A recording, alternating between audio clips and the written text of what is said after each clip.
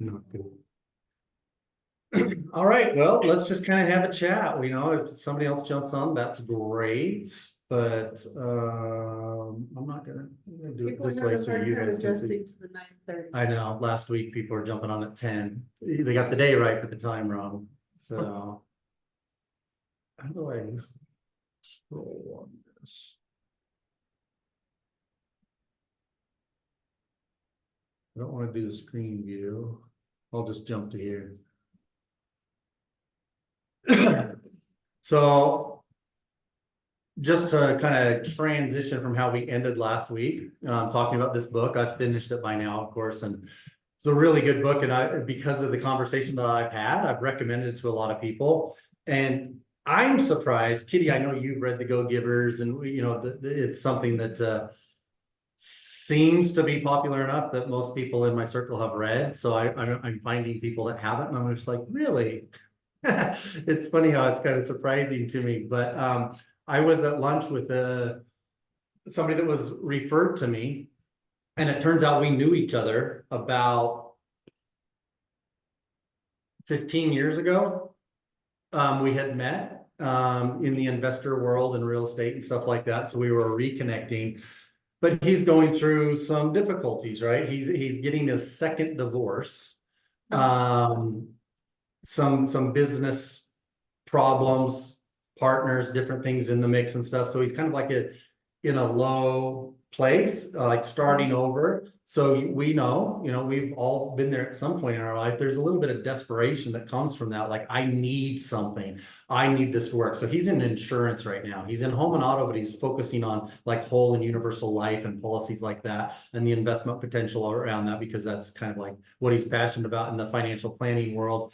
And it was interesting how it kind of tied together with this, because as we were talking about building a referral-based business for him and the things that he can do getting started, because he's about a year into this and he's struggling with some of the communication and building his contacts and stuff like that. So we were talking about the concept of just leading with value, doing something for somebody else with no expectations in return. So we were removing that sales expectation from the relationship, which Go-Giver Sells More talks about. It's like, just concentrate on the person. The minute you're thinking about the sale, now all of a sudden you've made it about you. This is your agenda. This is what you want to do. But when you're focused on helping them. So the reason I'm telling you that is he just recently had an appointment for life insurance with somebody that he had a relationship with, but he was in such a desperate position that he needed this to happen. He's like, I need this to happen so bad. Oh, no. But here's why I'm telling you though. He recognized it and he backed out because of the way he was feeling. He knew he wasn't going to do them justice, and he would come across the way he was feeling. So he pulled in his partner or his manager or whoever he works with in this insurance field and asked him to step in his place, because I don't want to come from the place where I really am living right now. And it's too hard for me to separate. Long story short, he gets the policy. She loved everything about it. She's a business owner. She's an entrepreneur. It just made sense. She's like, I should be doing this. While we were together at lunch, he gets a text, a three-way introduction from that person that was a friend of him that he didn't go to that meeting, introducing him to a friend of hers that she wants him to meet to do the same thing for her that he did for her. And he didn't even go to the appointment. He had somebody else step in because of where he was at. And so it just kind of like put a big, huge exclamation mark on what we were saying, is think about them first and take your needs out of the equation, which he did by removing himself from even the presentation on the life insurance. And it's already led to a referral for another policy. Pretty darn cool. That is really cool. Yeah, he literally got teary-eyed a couple of times. I'm starting to make people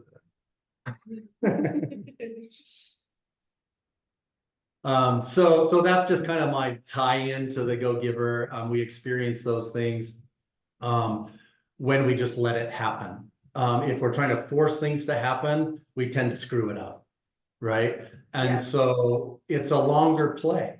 And to relate it to him, when you're in that mode, I got to make this happen. I got to make this happen. It changes our narrative. It changes our presentation to the other person, or our consultation, our discovery process of finding out what their true needs are, because we're coming from it's not really a selfish point of view, but it kind of is. And it's hard. It's hard to remove ourselves from the equation. So I kind of compared that to the way we do listing agreements. And it's just me personally, I show up without a listing agreement, and I show up without comps, and I kind of like set that aside, and it sets a tone for our conversations. Like, I'm not here to do this today.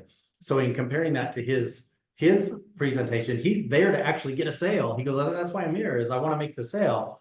But it's like, I want him to try it. Just try it. I'm not here to get your policy today. I'm not here to get you to make any commitments. We're just meeting each other for the first time, maybe. So this is an opportunity for us to get to know each other, and for me to find out what your needs are so I can best serve you. So I'm interested to get feedback from him on that, and applying my listing consultation process to the life insurance world. That might be kind of cool. Very And cool. he's an agent too, so he might be showing up around here. We'll see. Anybody else have any thoughts on this? I did start listening to it, Did so it's been great so far. I mean, it's really just about like going in with that intention of not having any expectations of what's gonna happen during that meeting, and really just like being curious and being there for the other person. It's helped me a lot actually with the town sites calls. You've been Talking doing with really good in vendors. these calls, I listen. And it's just been great just to be very inquisitive and ask them about themselves and what I can do to help them in their business. And they've been receiving it really well. Well, she's done so good at that our lunch sponsor for today's training is actually one of those calls that she did for a community town site partner, that it's now signed up to be a sponsor. He's been to our office. We've had him on the call. I didn't bother you with it, Kitty, because you had your family, but I think I told you that we were doing that town site call to just kind of have somebody show the back end on how it worked. That went really well. I can send you the recording. You can, or Ashley, let's be real. It's really neat. Ashley can send you the recording. You can watch that later. It was a great demonstration. We also learned some things that we would want to incorporate in future presentations like that for the benefit of community partners. But we had, I don't know, half a dozen people on the call or so. It went really well. That's awesome. Yeah, I'm excited about it. So I And- have a thought. I'm remembering on this Go-Givers topic, and what you're saying about where your thoughts are at during a presentation. And I'm remembering a previous coach of mine was when he was first learning about the power of our thoughts. He was in a sales job, and he noticed he was at a sales presentation and talking with the client and telling them all about the service he was providing.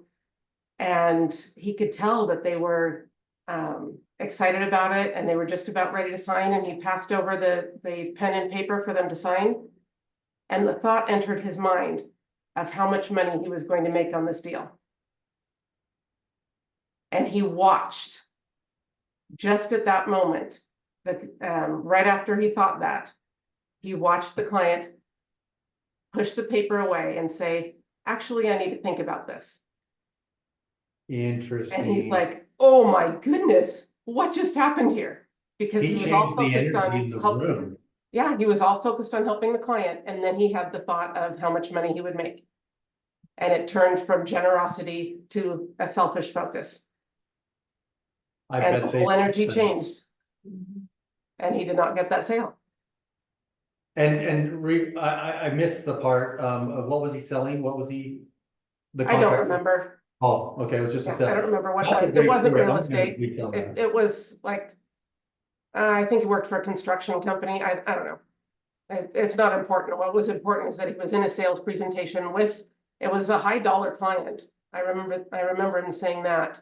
And he was really excited about about meeting with this client and what he could do for them, what their service could do for them. But he was also in a very tight spot financially. And as soon as that thought entered his mind of, oh my goodness, this is actually going to happen. Think about how much money I'll make out of this. The whole energy changed and he lost the deal. You know, that's interesting for people to keep in mind when doing the presentation, because if they're going in with that, see, he switched at the end. So Yeah. it went really well and then it switched, and probably the whole energy and frequency of the room is like, whoa, for some reason this feels off now. I'm gonna hold off. But Yeah.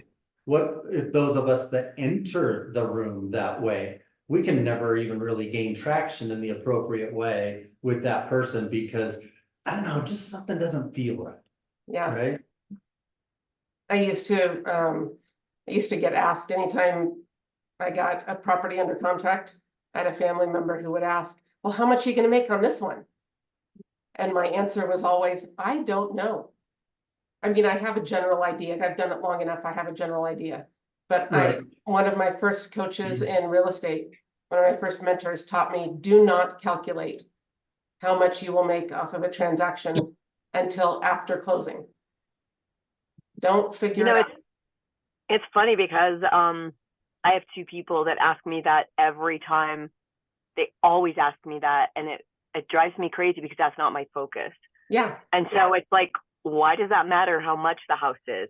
Why does it matter what the commission is? You know, to me, I never go in with that thought in mind, because Yeah. I do feel like it changes the energy, and your focus is not on the person that's in front of you or the people that are in front of you. It does, because you start to mentally spend it. As soon as this transaction closes, I'm gonna do XYZ with this money. Even without the intention, we just start to mentally spend it just a little bit. And then it becomes hard when you've mentally spent it on this cool thing, or on paying down this debt, or on whatever. Even if you know you're not gonna do it until it closes, you know it's an if, you know all of that. It's hard when the client then says, I don't know if this is the right house. I think I need to cancel, I need to move to something else. It's hard to support them from a space of generosity, from a space of putting them first. Because now Well, you're thinking about you and the money that isn't going to happen. I think it's because we experience loss, like we lost something we didn't even Yes. have. Because I we've know. already internalized it. It's like, that's mine, and now it just got taken away from me. And that's the thing we have. I mean, think of it this way too. There's a lot of sayings, metaphors, analogies, different things that have been passed on for generations and generations, like don't count your eggs before they hatch. Yes. This is where they came from. I mean, they sound cliche and they sound, you know, whatever, but when you really think of the origin of why those things actually became a saying, it's what you're talking about right now. Yeah. It's like he started, you know, spending his hatchlings or whatever. So I had one transaction early on in my career that I forget why, but there was some paperwork that I had to fill it out. I don't know if it was something the broker needed or the lender, or somebody needed something where I had to calculate what the commission was. And it was harder during that transaction. If I remember it, noticing the difference of now I knew how much it would be. And it was really interesting to notice that difference when I had to calculate it for some, I don't remember why it was, but for some reason I had to. And I noticed it starting to enter my mind of how much I would make off of it. And I had to keep pushing it aside. No, I'm not going to think about that. You know, it takes practice, and that's what I was telling my friend about. His name's Parker. I was telling Parker, it's like, this isn't going to be easy, especially when you're in a situation where I got to get back on my feet. He's like, my June income is paying May's expenses. You know, that's where he's at right now. It's kind of personal, you know, I'll share that with you in case you need him. But anyway, he's pretty transparent and open about it right now. So to actually experiment with it and give it time to work is going to be really, really challenging for him. And I've talked about it for, you know, a long time, how Lynn and I were able to really start our realtor career by doing that. And it wasn't even intentional. Like I didn't think, oh, if I do this, I'm going to get this results. It's just like, that just came more natural to me, and everything else I was doing, everything else I was being taught was unnatural, and I felt icky and I didn't like what I was doing. So I just literally threw up my hands, and I still had people that I could meet with. And by changing that, just like forget all this other nonsense, let's just see what we can do to help them out. Then it really just kind of took off from there. So it's been kind of interesting for me the last few years, looking back and seeing how that happened. And now I can share, even though it wasn't intentional for me, I really believe that for Parker, if he made that intentional and stuff, he can still, he have certain sales meetings and this and that, and he's got to try and close people. But if just the focus changes, I really think his Yeah. business. So. I noticed it even with myself on vision boards. So I'm a strong believer in vision boards and how using them well, not just putting one on the wall, but using it well, can really help achieve goals. But I have noticed for me, anytime a business coach has told me, put a money goal on there, how much money you'll make, every time it fails completely. For me, some people it works really well. For me, it fails completely. Every time I put a goal up there of how many people I will help, how many families I will help, that works. If I put the focus on a number of families, now I can calculate out based off of this number of families and the average commission I'll make X amount of money. But if I focus on the money, it doesn't work for me. If I focus on the number of families I'm helping, that works.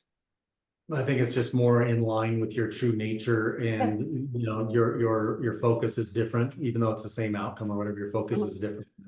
You send out different energy. Yep, that's a me thing. That may be totally different for other people. That's the thing though, right? Figure out what works for you. Because we are all different. So anything that we're talking about right here isn't necessarily, I believe it's universal, but the way people go about it might be a little bit different. But I still believe it works. So anyway, any last thoughts on that? No, you good? Well, that's not gonna work. Are these? I don't know if you're in presentation mode. I'm not, just because I wanted to share the screen up here, but nobody else is on. You can see it on your computer, but that's okay. What about deals? What about transactions? Anybody got any challenges or wins or anything you want to talk about? We just listed a property yesterday in North Salt Lake, and we have another one coming up tomorrow in Clearfield. Nice. And two open houses. 2 open houses on both Saturday. You're doing both. Cool. James is both. Oh, nice. So you don't go to the open houses with them? Well, sometimes I do, but I've got other plans. Yeah, you got other stuff. But we are actually going, this is something worth sharing, I think. So we saw a video on Instagram from Liz Brown, EXP, and she kind of introduced the idea, or she got the idea from another agent to do 1 hour open houses. So we're going to try it.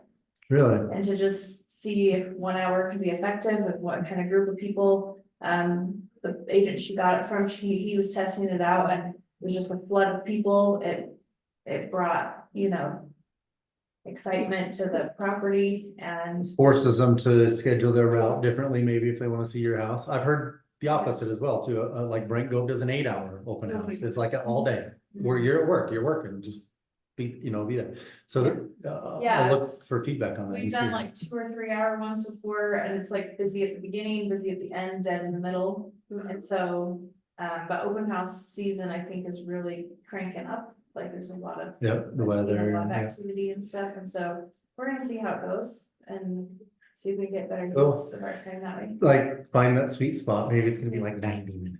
I think he's doing the 90-minute on the one, because it's a $1 million home, so Yeah. a little bit longer on that one. Yeah, people tend to show up right at the end, like you said, so you almost have to you can't be somewhere right away after anyway. You have to allow that buffer, so they'll be, they'll probably be in there 90 minutes, 2 hours anyway. Cool. And Kitty, how are you coming on the Mark systems with property management? Doing really good. I'm doing some final adjustments on our website today. That's what I'm working on today. And then we should have that out hopefully next week. That's been a big project, getting that fine-tuned and put together. Cool. And Milestone coming up. major milestone, and the pieces that I can have just done are very motivating to me right now, so that I can work on the things that are continuous, that they're going to keep repeating. But But yeah, we're almost done with that, and then I have a few addendums to put together and a few other fine tuning systems, but that's the last really big piece. Cool.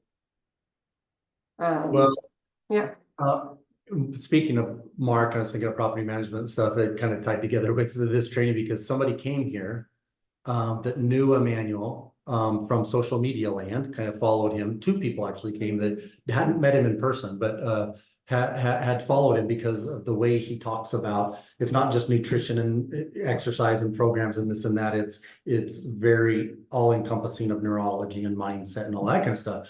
And y'all know Josh Cavalier has experienced really great success and attributes it to the mindset. Anyway, this guy showed up and tall guy, super handsome, looks like a movie star, and he does fancy movies. hair. Yeah, he's got flowing long hair. He's just like, he's attractive, I'm not gonna lie. But he knows Mark. They've done commercials together. Yeah. that's He told me awesome. he did acting, so I asked, thinking like probably not. I don't know how big the acting world is, and he was like, "Oh yeah, I know Mark. He's the best." And I was like, "Small world." Yeah, just because it came Wow. up, he's a lender, but he does movies. He doesn't really care for the commercials as much, but he does movies. He's got 4 movies coming out this year. But he's done some stuff with Mark and he knew him well. It was kind of a cool connection. What was his last name? I'm totally John. blanking on it. Right John. now. If we figure out his last name, I'll we'll pull let it you up. know and you can ask Mark. Is John? Emmanuel?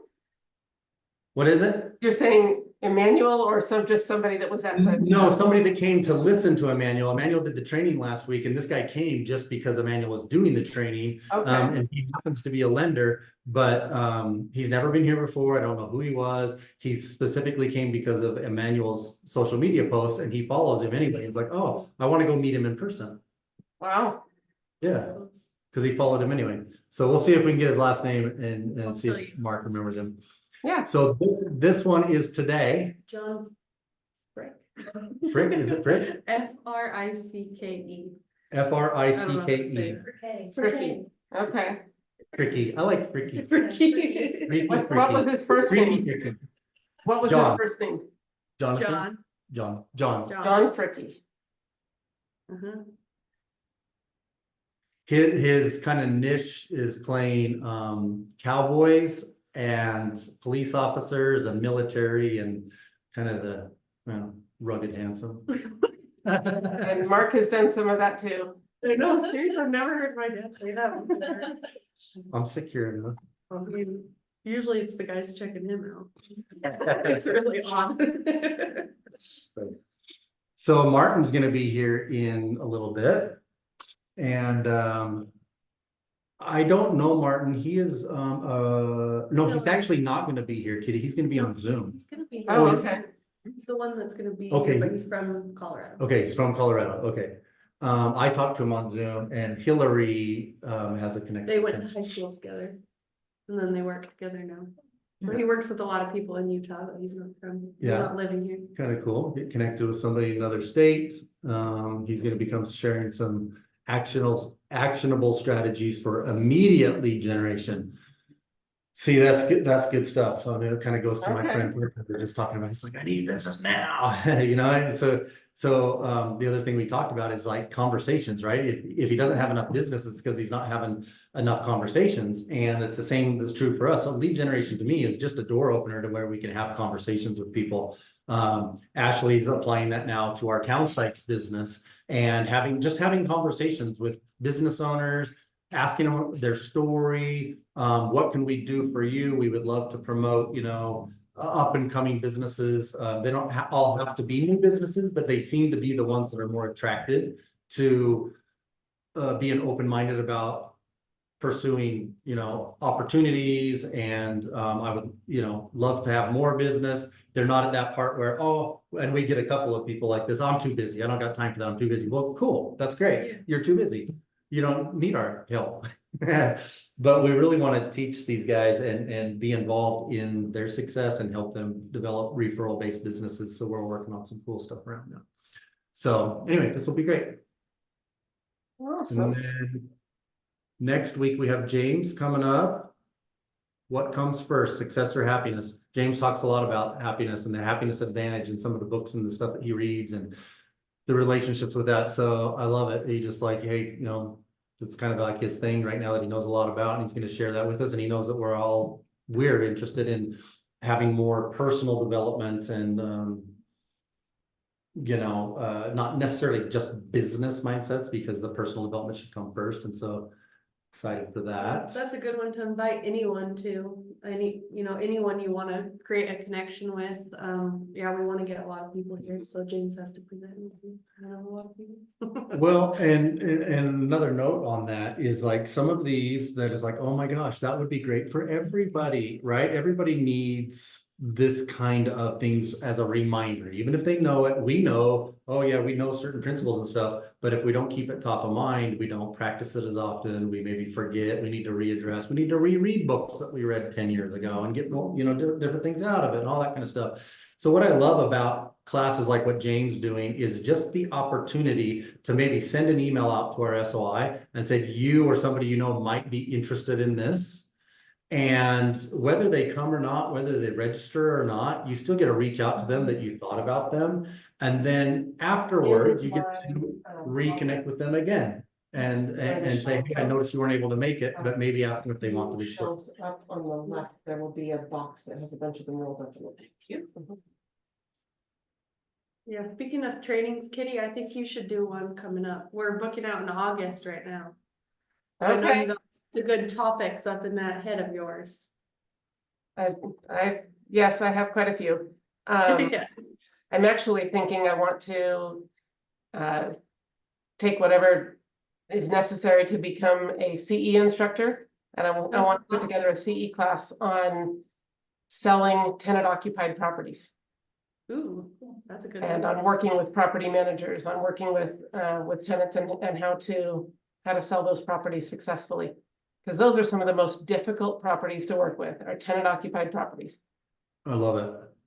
So you might want to reach out to Josh Cavalier and Louis Hamner, because they both got CE certified kind of uniquely, because Louis in title, but they're so regulated, he could only do certain types of classes, and he wanted to do personal development trainings and classes as CE, and they would not let him do it as a title person. So he formed a whole nother company, another LLC, and he got certified for CE credits as an independent business owner. And then Josh Cavalier got certified when he was in home warranty.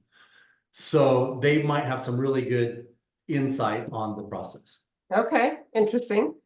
I was also, I'm also in a training program right now I'm in a couple training programs right now with Cheryl Knowlton, who is CE certified, and she was going to help me put together a course to get that certification so that I could teach. Awesome. Yeah, I don't know her personally, but she does amazing stuff. She does. She's stepping out of real estate now, which is interesting. She's got about another year left teaching anything real estate related. And I just finished taking the RENE certification with her and the PSA. So I picked up both of those. Nice.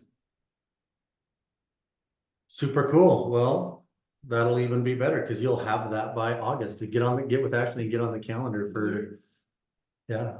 Okay. Yeah, that would be fun to do a little intro class about it and then do a full CE training.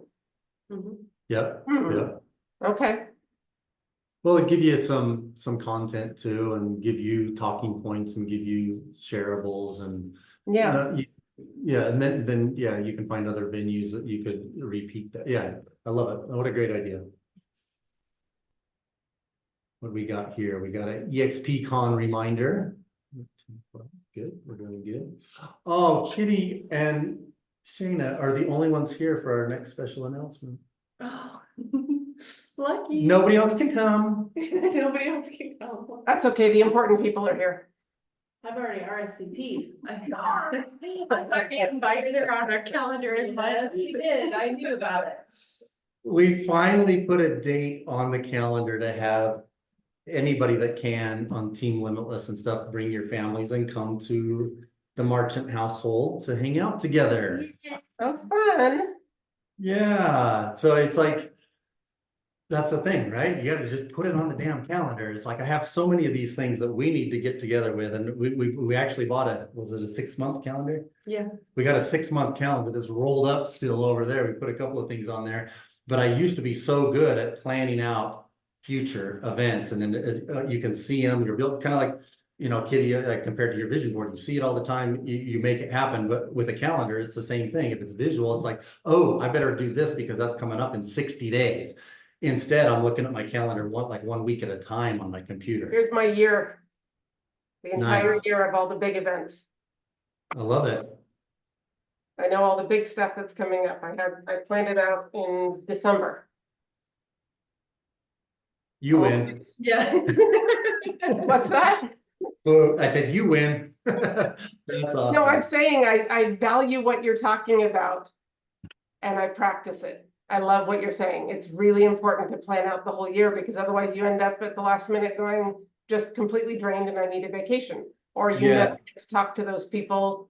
You never get together with those people that you keep saying we need to get together. You just have to Yep, put it on the things that calendar. get forgotten. Mhm. And So now there's no time. I or whatever. completely agree with what you're saying and how important it is. And put it into practice. Yep, I've done it in the past. I'm working on consistency to continue, not just like, oh yeah, that used to be something I did.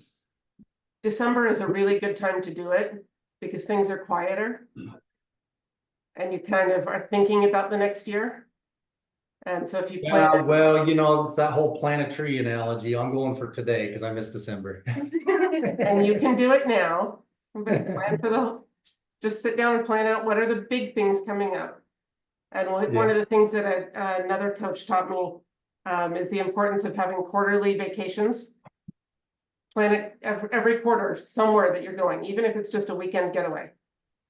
Yes, I wish Lynn was still on the call. I've been working on that for 3 decades.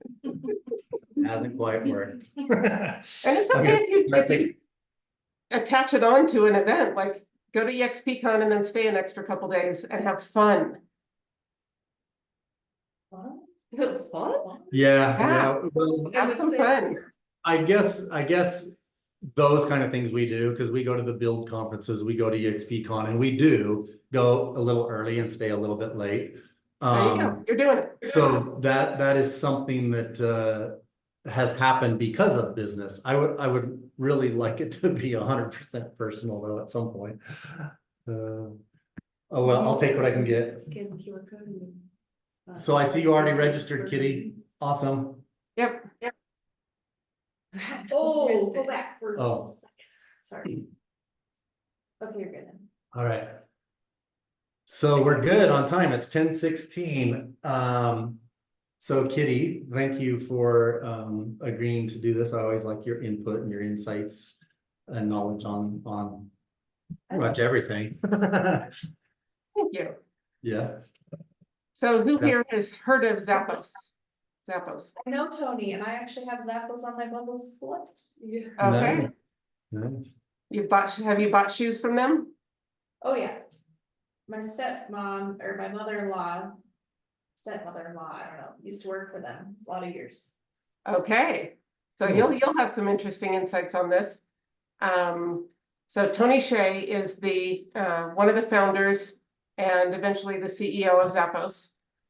And he created it with he created this company or designed the back end of this company with a very interesting philosophy. He had created a company previously from the ground up, a tech company that was sold for $265 million. And when he sold it because he hated working there. He had had multiple offers before that and chose not to sell it because he enjoyed it. But as the company grew, he started hiring people just based off of, did they have the skills to do the job?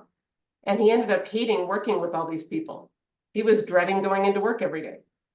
And so when he sold that company, he had this 265 million, didn't need to work another day in his life, but loved the process of creating a company. And he decided to get involved with Zappos with the intention of, this was an experiment. Could he build a company around culture and making the focus being the culture of the company?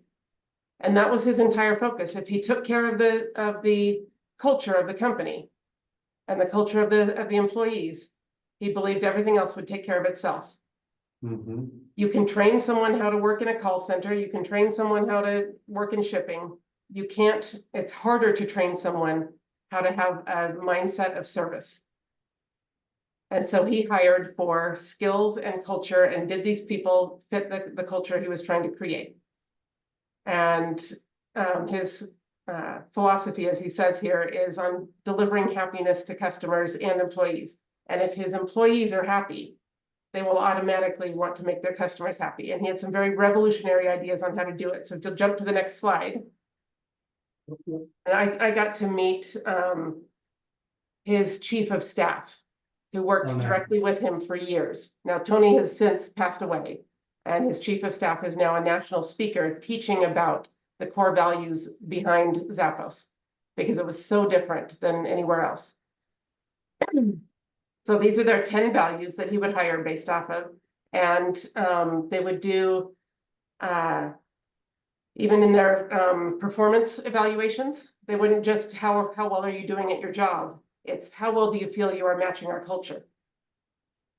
And I mean, there's things in there like wow through service. Okay, that's a cool one. We can understand that. But how about number 3, create fun and a little weirdness?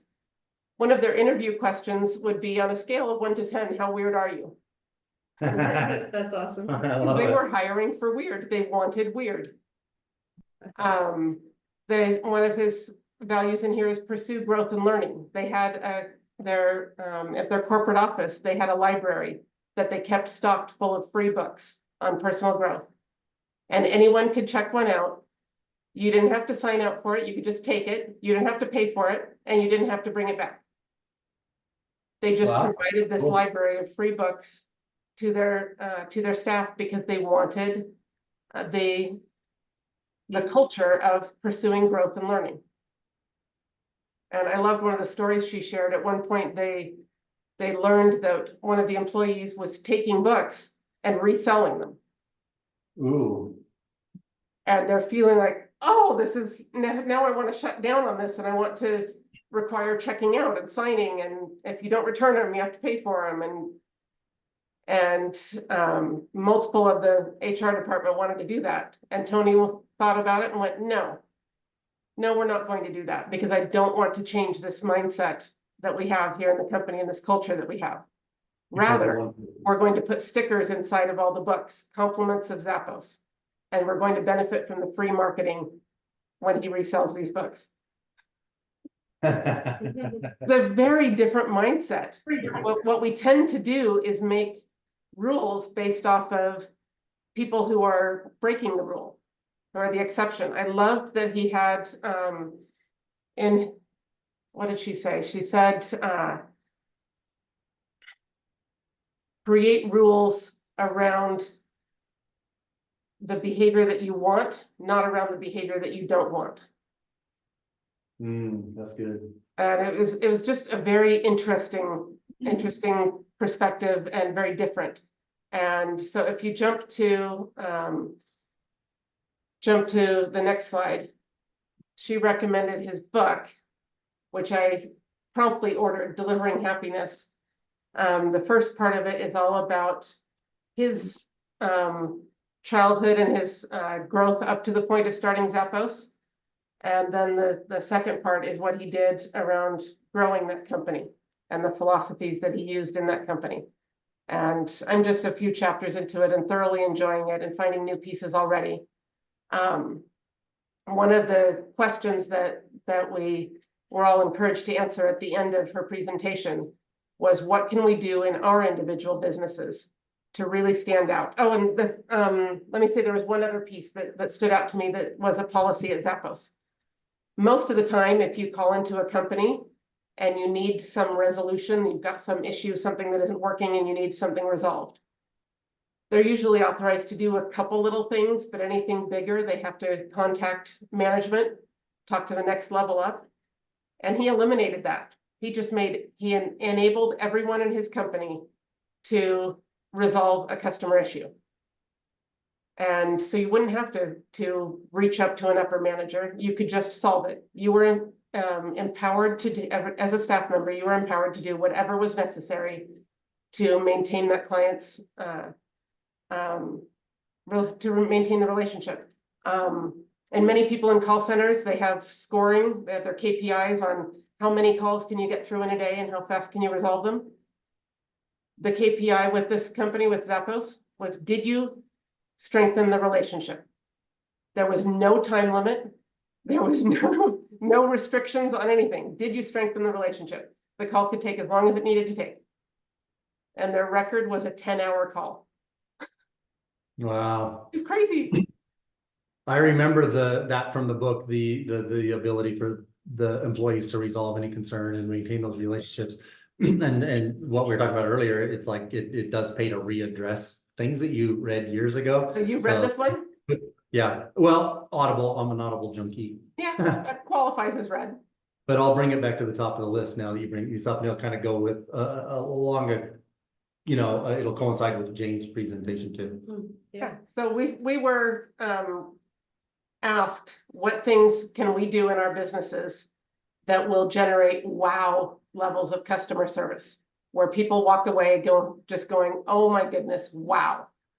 And oh, what was it? There's another story she shared about that a client was on a call, or one of the staff members was on a call with a client where they're needing to return some shoes that mom had ordered because mom just passed away. She's never worn them. She doesn't need them anymore. Mom just passed away, and now they're dealing with all this and they need to return the shoes. So the customer service rep went, you know what? Normally you need to go drop them off at the UPS store and then they get returned. We're just going to make it easy on you. And the company paid the extra to have UPS come to her house to pick up the shoes because she's dealing with all of this stuff around her mom passing away. And then the employee went to the manager afterwards and said, I kind of feel like we should send flowers. That's not a normal thing that we do, but I kind of feel like we should. And the manager said, you're entitled to do that. If that's what you feel is needed, do it. Well, the client was so amazed that they got this bouquet of flowers and a card from a shoe company. Their staff, their coworkers didn't do anything, but this shoe company sent them flowers. They were so amazed that they put it on social media and it went viral. And they're like, that was a good ROI on those flowers. Oh yeah. So we were encouraged to think about what are we doing different? What can we do different? And I brought up with our property management company, because that's where my mind is at right now, as with our 100% communication guarantee that every property management company sends the proceeds, of course, because owners would have an uprising if they didn't. Most of them send the accounting of those proceeds. Some of them send a report of what's going on here and there. We guarantee that we will send every single month, we will send the proceeds, the accounting of the proceeds, and a report of what's going on with the property, what the tenants are, what their plans are, if we're close to renewal, what any maintenance issues were, what any expenses were, what maintenance issues to plan for. We will send a report of what's going on with that property every single month, or our management fees are waived for that month. And she just went, wow, that's the kind of thing that we're talking about, of how you can wow your customers. That is a commitment that we make, and we're backing it up with that guarantee. The other thing that we're doing is Mark, with his woodworking, is putting together nickel launchers. So our company is On the Mark Property Management. And our tagline is we provide targeted results. So we have, and Mark, of course, is very punny. He likes to tell a lot of puns. So we have shooting sports puns all through our website, all through our marketing. And so he's making these nickel launchers that will be branded on one side with On the Mark. And we're going to send a little target, paper printed target they can attach to their wall, and you turn a little dial and it shoots a nickel out the end. But it's a shooting sports pun. And it's this gift that we will give to any new investor who signs on with us. we'll just ship it out. We're not marketing that we're doing it. It's a surprise that will show up to them. And that's one of our extra fun little things that, I mean, we're hoping somebody will post it on social media, but that's not why we're doing it. Well, hopefully it'll kind of be like the flowers. Maybe your clients will post it. Exactly. Yeah. But whether they do or not, we're sending it Yeah, because it will be a fun thing that connects with both the target shooting and puns with Mark's fun personality and with our intentions of serving them well. Yeah, I love it. You've heard the saying, like, if you want people to remark about your business, you have to do things that are remarkable. Yes. So I will ask you guys, what are you doing to provide wow service to your clients? So one thing that we do with the listings, and when I say we, I mean Lynn. Going on today. Well, you guys, I don't even have to really mention that to you guys, but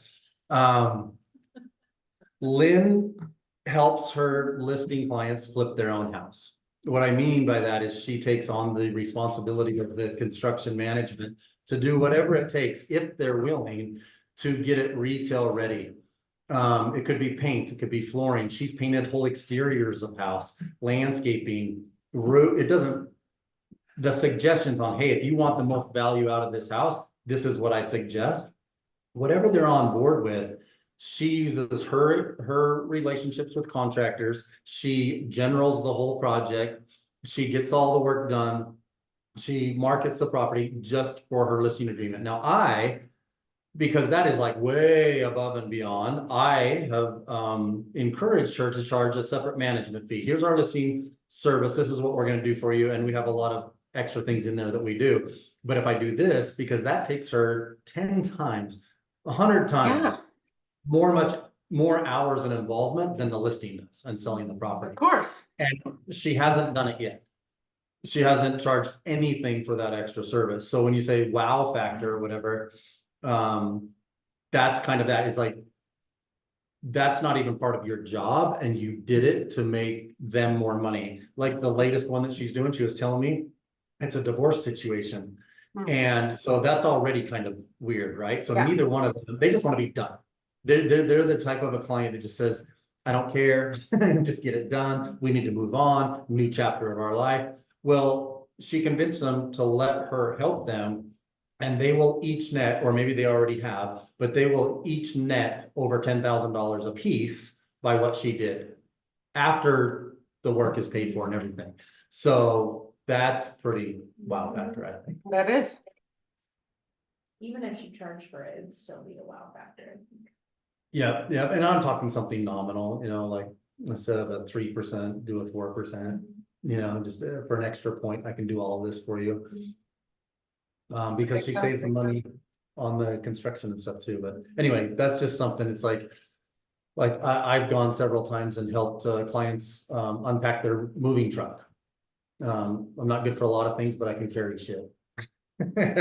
I'll take the heavy end of the couch. And that's just kind of like it makes such an impression on them. It's like, I can't believe you would do that. It's just like take 2 hours out on your Saturday or whatever, and then you meet the neighbors and they're just like, what the heck, this is your realtor? So stuff like that, and taking the opportunity to just for some of us, just what feels natural anyway. You guys do the same thing, right? Whether it's replacing batteries or it's just like, I got you. We really should, being in the service industry, not the sales industry is the way I approach it, be there for anything that they need. If our clients knew that, hey, if I need a relationship, if I need a connection, if I need a referral or whatever, it's Kitty. She's my realtor. She's my portal to everything that has to do with my, right? If we could convey that to people and it really make them feel that, our businesses really benefit from it. And that's the last step in that go give or sell more, is being receptive to that reciprocity. And you have to be open to receiving, because sometimes that can be awkward too. It's like, no, I'm good, but remaining open for when it does come back to you is an important step of that. Yeah. as we close, I know. Hillary, say hi to Kitty. Awesome, Kitty. That was a really great share. That really has a great theme to it that we can think about this week. And Shayna could go on about wow factors and stuff like that too, but so challenge for the week is to think of a way that you can wow your customers, Yeah. wow your clients more. And I feel like you can always add in more too. It's not like, oh, I got one. Mhm. It's like you can just keep compounding that. So. Yeah, so Yeah. think of it this way, because when you said that, I was looking at Ashley, and I was thinking, okay, this town site stuff we're doing is creating a lot of opportunities to create value for people. And we're leading with that. And it Mhm. also coincides with Alex Hermosi's books that I'm reading right now. He's got $100 million offers, $100 million leads. His tag phrase is create an offer so amazing that people would feel stupid to say no. It's Yeah. like, how could I not? There is so much there, right? And so I think we can find some opportunities for that this I'm week. excited. I'll definitely take some time and, write some stuff out and put that into our business plans as we're thinking Yep. about. All right, Kitty, I'm gonna turn off this recording and we'll start Zoom again here for our training. And so I don't know if you've got time to stay on for that, but I'll probably. I won't be there for that one. I've got the RHA Rental Housing Association meeting today. Okay, There's a training there that we need to be at. Thank you so much. well, thank you for being on and all your input on for today. It was awesome. Thank you. This was great. Okay, see ya. Bye. Bye. You put these things on. I know the trainings go on, but through these too. Yeah, they're Okay. all on YouTube. I think I went and watched one time, Yeah. but I'm like, And I'll I go watch it when on my way home today. try to post them in like our Facebook Team Limitless group Yeah. after, so you should just be able to. Okay. click Or if you end up on I think tagged is the link to our YouTube channel, right? Or featured up top. I think there's a post about our YouTube channel. Because there will be playlists, team meetings, Okay. I'll trainings. go listen on the way home today then. Yeah, it was good. It's really good. Kitty did a great job. Uh-huh. No, it sounded like, it sounds something like I totally would be interested in hearing, so. I need to stop recording.